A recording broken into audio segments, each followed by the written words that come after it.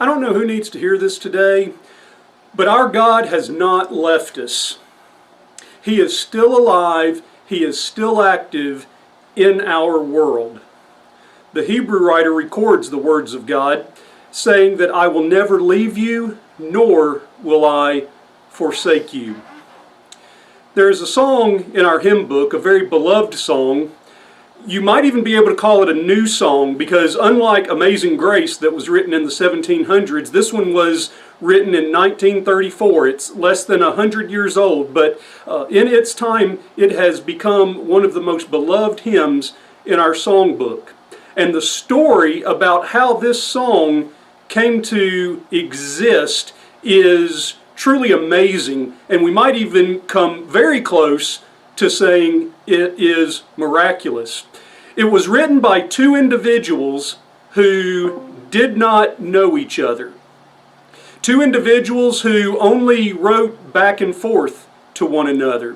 The first one was Thomas Obadiah Chisholm, more well known as T.O. Chisholm. He was a school teacher and a newspaper editor who became a Methodist pastor. But due to poor health, he wound up giving up that job and went into the insurance business. But he still loved to write lyrics. He loved to write the words to songs, and he wrote the words to a number of songs that we are familiar with. Songs like Great is Thy Faithfulness, Oh to be like Thee, Only in Thee, and Living for Jesus. The words to each of those songs were written by T.O. Chisholm. The tune for this song was written by Lloyd Otis Sanderson, better known as L.O. Sanderson. Sanderson was a longtime music editor, longtime music composer. He worked for the Gospel Advocate in Nashville for a number of years. He compiled 3 hymn books, songbooks, for the Gospel Advocate.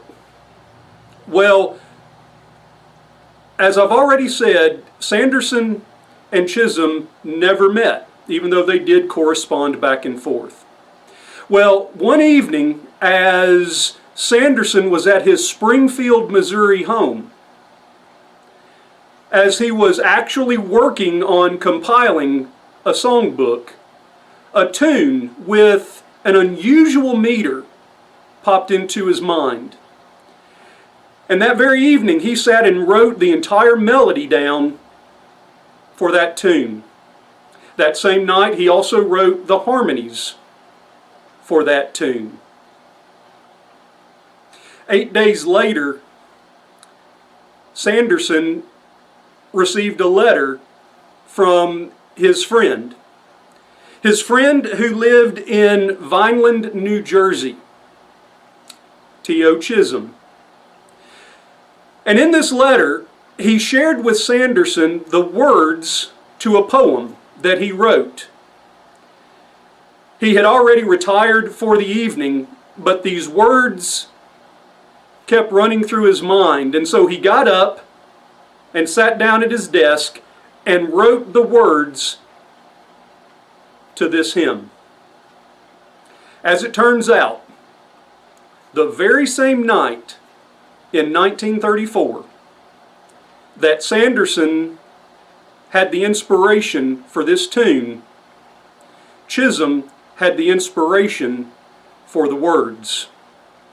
Sanderson read the words to this poem and realized that the words to that poem fit his tune perfectly. And that song was written and first published in Gospel Advocate's 1935 hymn book, Christian Hymns, Volume 1. In addition to this song, Chisholm and Sanderson collaborated on about a dozen other songs. Some of them we are familiar with. Bring Christ Your Broken Life, for example, and A New Creature. But what was this song, this beloved hymn that two individuals miles, yes, states apart, who had never met, on the exact same night, independently collaborated to write the tune and the words. Take a listen, and I'll be back.